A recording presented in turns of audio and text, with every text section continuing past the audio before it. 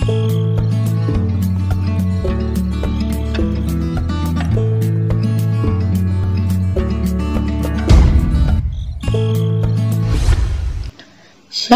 salam damai sejahtera bagi kita semua. Saudara-saudari yang terkasih di dalam nama Tuhan Yesus Kristus, hari ini saya akan bercerita-cerita dengan abang saya, Pendeta Andohar Purba. Kami akan bercerita tentang diakonia, pemahamannya, dan juga aplikasinya. Semoga cerita kami hari ini boleh menginspirasi dan boleh menyemangati kita untuk lebih melayani dengan baik, terlebih melayani di tengah-tengah gereja. Selamat mendengarkan cerita kami. Buatku memang seperti yang kamu bilang, ya Tuhan tidak terlalu miskin untuk mengetuk pintu hati dan memberi berkat itu, akan selalu ada jalannya. Dan luar biasa ilustrasi yang kamu bilang itu seperti lampu motor. Ya asa kai pelit ngebatas rasa jadi dalani me idang kari-kiri lalap bagai. Kalau jalan masalahnya nggak pada uang dingin saja kan gelap nyelalap gitu kalau nggak mau berani berjalan gitu. Nah, jadi pergumulan juga Bang.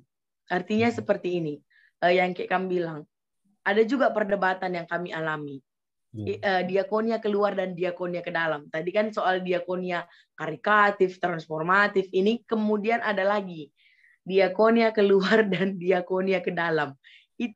Uganingan berdiakonia keluar, kita juga belum kuat. Kayak mana dibilang untuk melayani orang, kita juga belum melayani gitu. Tadi kan masih konteks di yang kami ceritakan gitu kan Bang. Artinya persekutuan bisa saling menguatkan dan boleh melakukan sesuatu.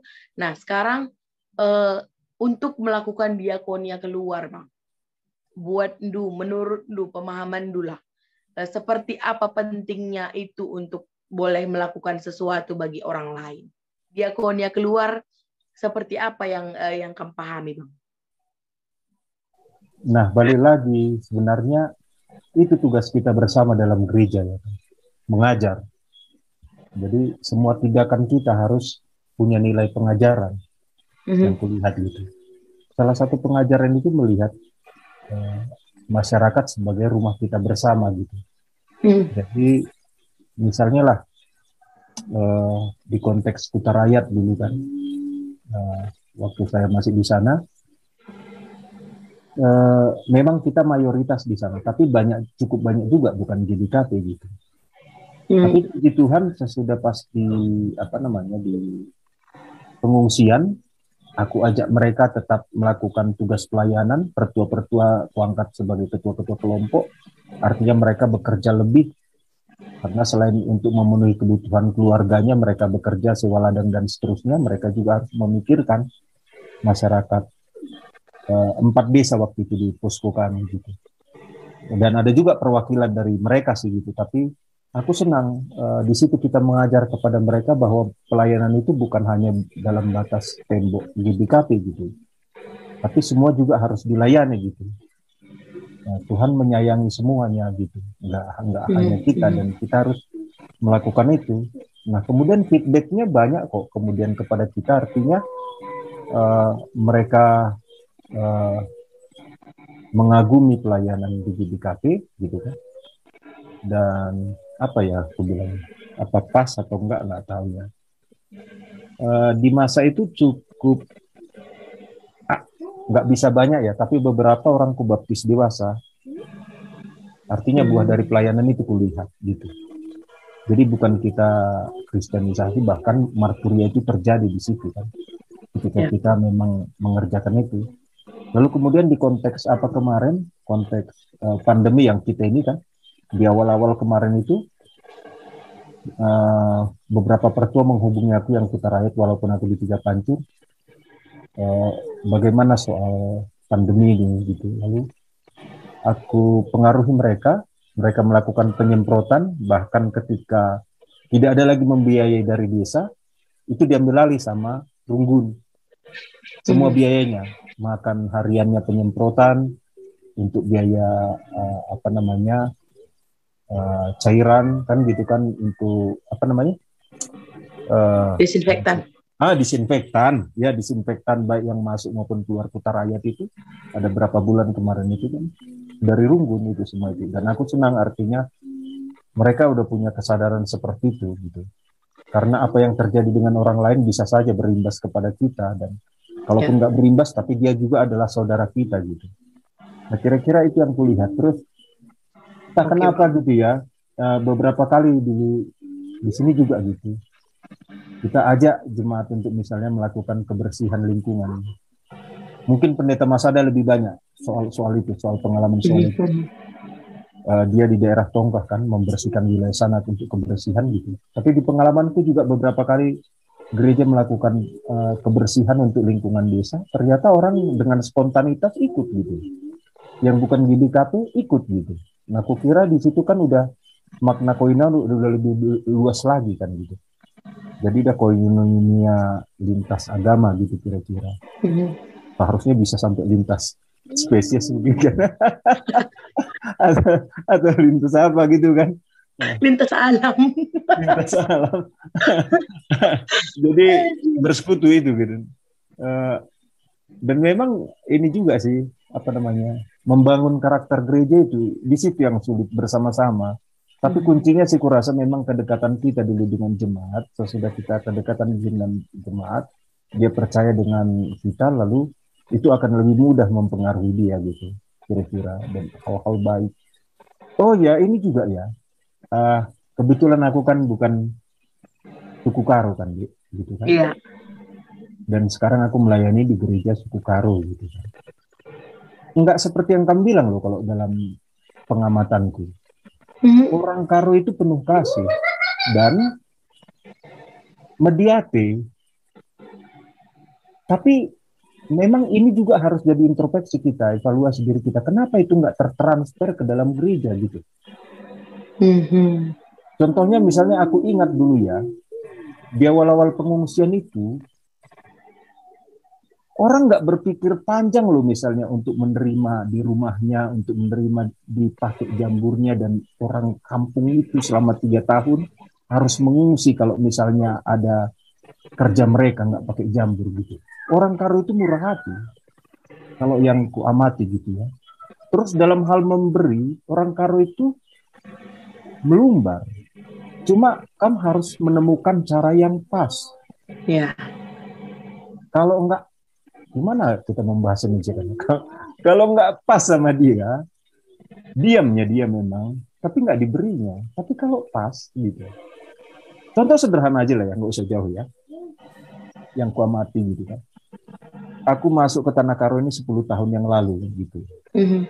Kerja-kerja di Jambur itu, ku ingat di Kutarayat itu masih, pertama itu masih 15.000 gitu. 10.000, 15.000. Kemudian naik jadi 20.000.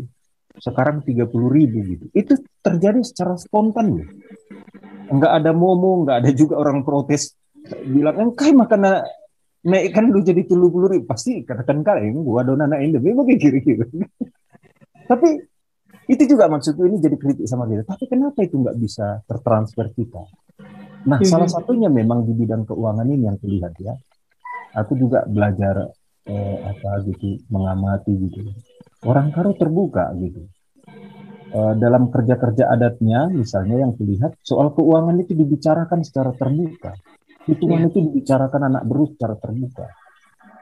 Aku orang Simalungun ya, Batak Simalungun. Di Simalungun nggak seperti itu. Hanya sukut yang tahu.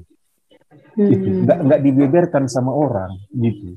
Kalau ada utang diam-diam gitu, lalu nanti dibayar gitu. Kalau orang Karo kan terbuka gitu.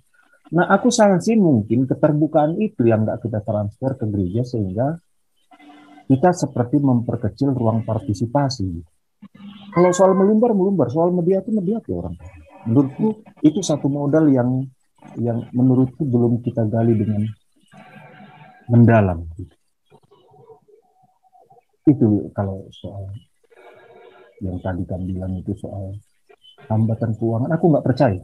Aku nggak percaya kita kekurangan uang atau uang menjadi hambatan dalam melayani.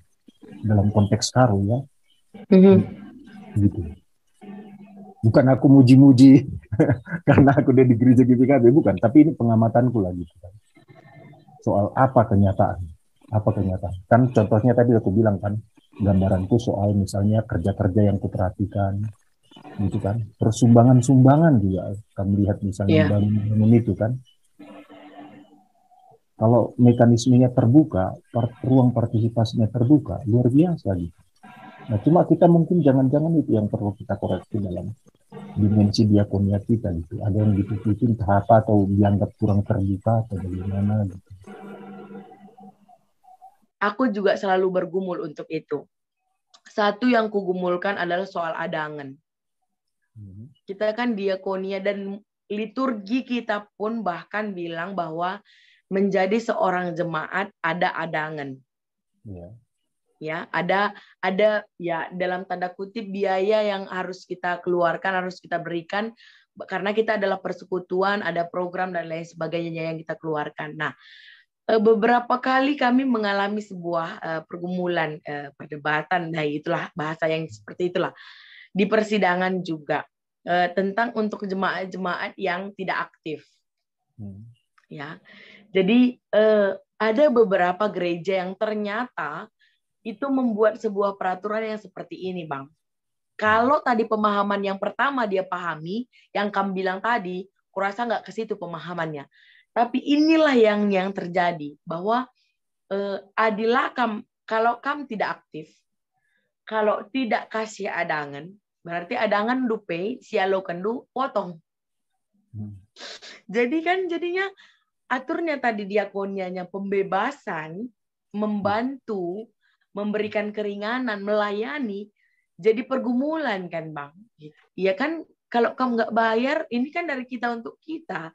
Kalau kamu nggak bagian dari kita, nggak kamu bayar, ya kamu nggak ngalo gitu.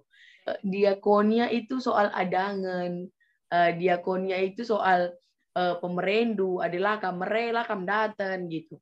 Kira-kira buat du pribadi lah Bang, seandainya kamu di posisi aku mendapatkan cerita itu, atau mungkin pernah kamu alami, pernah kamu dengarkan, pernah kamu selesaikan Bang, dengan cara yang seperti apa Bang? Aku lihat gini, nggak bisa kita lepaskan tindakan gereja itu dari nilai-nilai budaya yang dianut. Jadi aku juga nggak pernah berpikir bahwa yang Alkitabiah itu harus betul-betul 100% yang tertulis di Alkitab, padahal konteksnya udah jauh kali gitu. Jadi dalam pemahaman Karo yang kulihat soal binta itu memang makna persekutuan bagi mereka adalah hak dan kewajiban gitu. Itu yang kulihat. Tapi itu kan bisa kita kreasikan lagi sejauh mana kita tetap melihat persekutuan yang indah itu menjadi patron yang ideal untuk memberi gitu. Jadi pertimbangannya adalah bagaimana kita tetap bersama-sama dalam persekutuan itu gitu. Aku juga menghadapi misalnya seperti inilah dulu kan, dan banyak runggun juga aku dengar. Misalnya anaknya katakanlah masuk ke agama lain gitu, lalu diakonianya nggak dikasih gitu. Terus waktu itu aku ajak ngobrol, aku bilang gini, pernah kalian berpikir orang tuanya itu pun nggak ingin anaknya itu keluar dari GDKP, ingin dia. Lalu dengan tidak diberi diakonia gitu, lalu diutarakan dengan keterus terangan Karo kan gitu kan soal bukan tadi itu kan jadi sepertinya lebih kepada aspek hukuman gitu. Padahal nggak kita hukum pun dia udah tahu kok dia salah gitu. Artinya dengan melakukan tindakan seperti itu kita seperti menambah-nambahkan gitu. Sementara pemahaman diakonia itu bukan gitu. Kan satu persekutuan dengan dia adalah saudaramu, anaknya Arjabu, wajar kalau kamu kemudian membukakan partisipasi titik gitu. Akhirnya berubah juga, iya juga ya gitu, dan beberapa mendukung. Betul itu yang kamu bilang pendeta katanya. Siapalah coba yang anak kita ingin keluar dari GDKP, tapi bagaimana karena banci Nina, kewajiban Nina begitu. Jadi mungkin di konteks zaman dulu tepat menegakkan peraturan bahwa supaya ini menjadi pelajaran, tapi di konteks sekarang yang semakin menghargai menghargai perbedaan, menghargai harmoni gitu kan, menghargai perasaan, itu ya harus mengalami perubahan juga gitu. Akhirnya bisa juga menerima, jadi diakoninya sama, mau dia mau masuk GBKP mau nggak GBKP ya diakonnya itu gitu. Cuma waktu itu ada juga yang lucu, jadi kan salah satu pemberian diakonnya itu adalah Alkitab kan. Inilah pada si Breken pendekatan ini, Breken ya. Katakan saja bagian bahwa aturan entah arah si kari ia bawa hati itu kan. Tapi nggak gitu, nanti dianggapnya keren, ya udah terserah lah. Aku senantiasa menghargai dan itu penting juga bagi kita serayan pendeta maupun pertua diakon mendengarkan dan memahami apa pendapat orang itu gitu. Dan nggak ada gunanya kita seperti mau menabrakkan segala sesuatu gitu. Lalu dengan memakai misalnya kata Alkitab seperti itu, Alkitab juga kan punya konteks kan? Gitu kan, punya konteks tertentu yang akan menjawab hal tertentu juga gitu. Dan kita juga punya konteks tertentu, dan itu tadi seperti kata Pak Girit kan, what kind of God we need in this context. Allah yang seperti apa yang sekarang ini menghadapi konteks ini, dan itu harus betul-betul mengena, akurasinya ada gitu kira-kira, nggak sekedar comot lalu kita menabrak nilai-nilai itu semua. Aku nggak bisa memberikan jawaban memuaskan karena aku juga lagi belajar bagaimana nilai-nilai karo. Lalu tapi ini pun nilai-nilai karo pun lihat ya, aku lagi belajar juga. Beda desa beda juga ya. Enggaknya sama juga karakter tiap desa itu ternyata. Ya di situ perlu belajar lagi, dan kurasa gereja GBKP harusnya mungkin kuat juga di situ memahami jemaatnya. Supaya apa? Supaya bisa terjembatan gitu. Ya samalah seperti kata Paulus ketika aku berjumpa dengan orang Yunani, aku seperti Yunani kan gitu kan bilangnya kan. Kira-kira bagaimana supaya mendapatkan dia, ini bukan semacam suatu kelicikan dari Paulus. Terserah lah ya mungkin yang orang-orang Biblika, tapi aku memahaminya setidaknya itu dia memahami perbedaan nilai-nilai gitu. Kira-kira bukan soal bersunat tak bersunat dan segala macam gitu, tapi ada konteks yang harus dijawab dan bagaimana keinginan Tuhan yang tepat di kondisi itu gitu. Kalau aku gitu pendapat masih, aku pun belajarnya memahami apa ya, perbedaan konteks itu di setiap jemaat itu, mungkin itu beda-beda juga ya rupanya. Misalnya gini, aku diajari Pak Bono lah dia kan, Bono Darmo kan, mencari kata apa itu kan misalnya, kan? Tinggal mengamati aja dengan, kalau orang Karo bilang megermet. Bisa kan memang melihat tapi nggak berpikir, tapi bisa kan melihat betul-betul melihat, dan kita memang kalau melihat harus betul-betul melihat. Misalnya gini, dulu di Kutarayat, aku masih baru-baru di situ, aku biasanya mengambil satu tindakan harus punya landasan teori biasanya. Aku agak kaku memang, agak formil orangnya. Nggak mau aku artinya bikin apa gitu, apa namanya, semacam tindakan asalan aja gitu. Harus ada dasar berpikir. Rumahku dulu di Kutarayat itu di semacam bukit tinggi gitu. Jadi terlihat desa Kutarayat itu. Dan depan rumahku itu jalan besar. Setiap hari aku lihat di situ 20 sampai 30 eltor ngantari hasil pertanian itu ke Medan. Lalu di sisi lain aku lihat banyak rumah-rumah penduduk yang masih prihatin. Lalu aku mulai berpikir, apa ini? Kemana semua sayur-sayuran itu? Ke Medan kan gitu.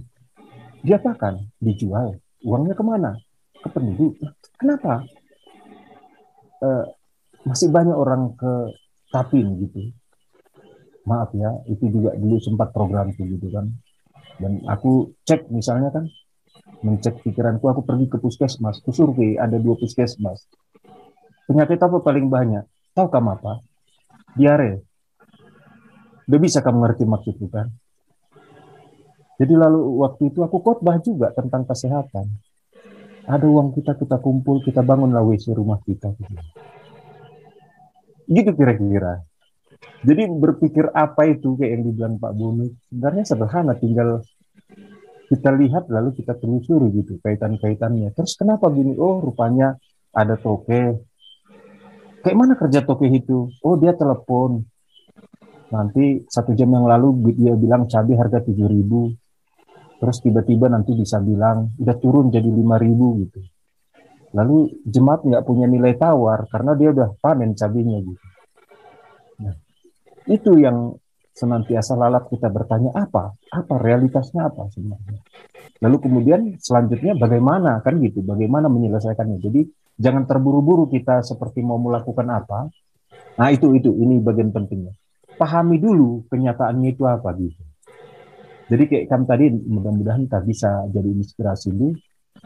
Sebelum kamu mengungkapkan ini itu soal apa yang patut dilakukan gereja, pahami dulu apa sebenarnya yang terjadi. Kenapa seperti itu? Kenapa mereka, apa dalam pikiran mereka makanya yang tidak datang tidak diberi diakonnya atau dipotong diakonnya. Itu clear dulu. Lalu kita baru bisa melangkah. Di situ yang menurutku teologi kontekstual itu sangat menolong dalam pelayanan. Dan kita masuk betul-betul ke dalam gitu. Aku untuk memahami jemaatku yang menanam wortel, aku tanam wortel. Bukan soal uangnya, bukan soal hasilnya, tapi dari situ aku dapat tuh seperti ini rupanya pergumulan petani wortel.